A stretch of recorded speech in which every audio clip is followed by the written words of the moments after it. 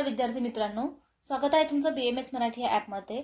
तर आज आपण जे मर्मशारीर चॅप्टर आपण स्टार्ट केला होता, लास्ट लेक्चरमध्ये आपण शाखागत मर्म बघितले, त्याआधी आपण त्याचं इंट्रोडक्शन, त्याचं क्लासिफिकेशन वगैरे बघितलं, त्यालाच आता कंटिन्यू करूया। तर आज बघणार आहे आपण उर प्रदेशातील मर्म। तर हे 5 टाइप्सचे आहेत: हृदय, स्तनमूल, स्तनरोहित, अपलाप आणि अपस्तंभ। हे 5 उर प्रदेशातील मर्म आहे, म्हणजे थोरॅक्स रिजन मधले। तर पहिलं आहे हृदय। याचं सामान्य स्थान उर प्रदेश। तर उर प्रदेशातील सगळ्यांचं सामान्य स्थान उर प्रदेश। विशेष स्थान दोन्ही स्तनाच्या मध्ये, छातीच्या दोन्ही बाजूस आमाशयाच्या वर। हे बघा, दोन्ही स्तनाच्या मध्ये, आमाशयाची, इथं आमाशय असणार खाली, आमाशयाच्या वर, हे काय हृदय आहे। नंतर याची संख्या किती आहे? 1। परिणामानुसार हा सद्य प्राण आहे, इथे आघात झाला लगेच मृत्यू येतो। आणि रचनेनुसार हा शिरामर्म आहे। याचं प्रमाण काय? स्व पाणी तल संमित, म्हणजे 4 अंगुली। जेव्हा याचं 4 अंगुली प्रमाण असते तर आपण तेव्हा त्याला स्व पाणी तल संमित असं म्हणतो। नंतर विद्ध लक्षणे, लगेच तात्काळ मृत्यू। याच्यावर आघात झाला असता, सद्य प्राणर असल्यामुळे तात्काळ मृत्यू, आघात झाला असता लगेच मृत्यू येतो। तत्र अपि सद्य एव मरण, म्हणजे काय? तात्काळ मृत्यू येतो। नंतर माझं मॉडर्न कोरिलेशन काय आहे? तर हार्ट आहे। याची डायग्राम आहे ही।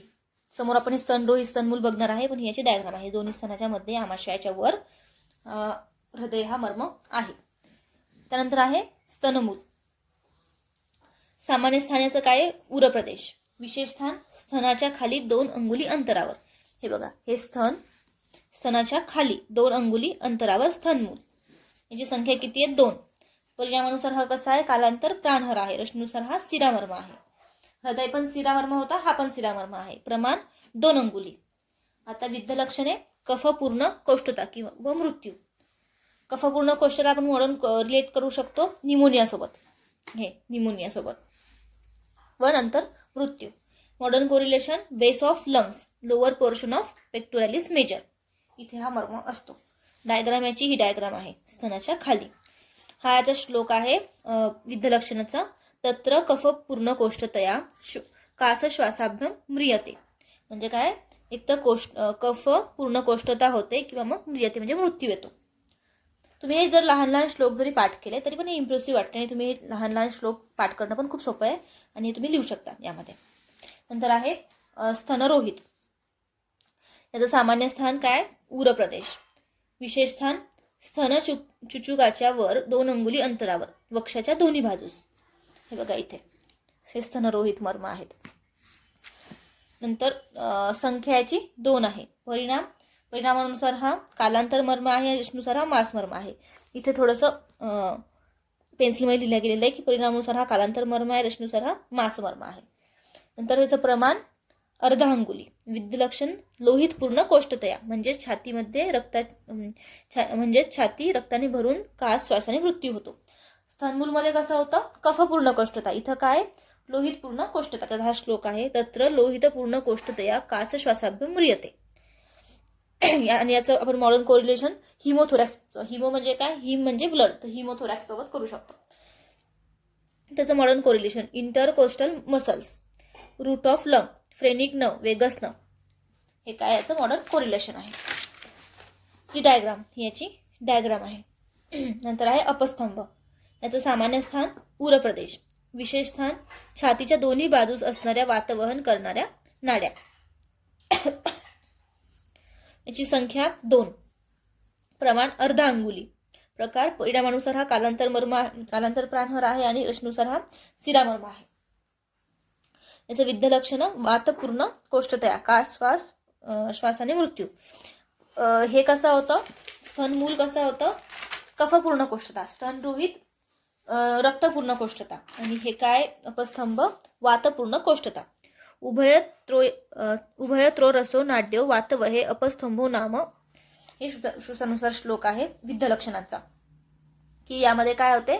वातपूर्ण कोष्ठता। याचं आपण रिलेशन निमोथोरॅक्स सोबत करू शकतो, म्हणजे जी छाती आहे ती वाताने भरून जाते। नंतर रचनाची कशी आहे? मॉडर्न कोरिलेशन, ब्रोकाय subclavian vein, common carotid artery. याची डायग्राम ही। अपस्तंभ मर्म हृदयाच्या दोन्ही बाजूस, हृदय मर्माच्या दोन्ही बाजूस सॉरी, हा जे श्लोक आहे ना उभय थ्रो रसोवाला, हे याचा विशेष स्थानचा श्लोक आहे अपस्तंभाचा, की दोन्ही छातीच्या दोन्ही बाजूस असणाऱ्या वातवहन करणाऱ्या नाड्या, म्हणजे आपण याला दोन ब्रॉकाय सोबत पण याचं कंपॅरिझन करू शकतो मॉडर्न कोरिलेशन मध्ये. तर हे याचा विशेष स्थानचा श्लोक आहे आणि हा विद्यलक्षणांचा श्लोक आहे. तत्र वातपूर्ण कोष्ठतया कास श्वासाभ्याम मरणम. नंतर आहे अपालाप. तर याचं सामान्य स्थान उर प्रदेश, विशेष स्थान दोन्ही अंसकुदाच्या खाली पार्श्वभागाच्या वर. काय आहे अपालाप. संख्या 2. हे विशेष स्थानचा श्लोक.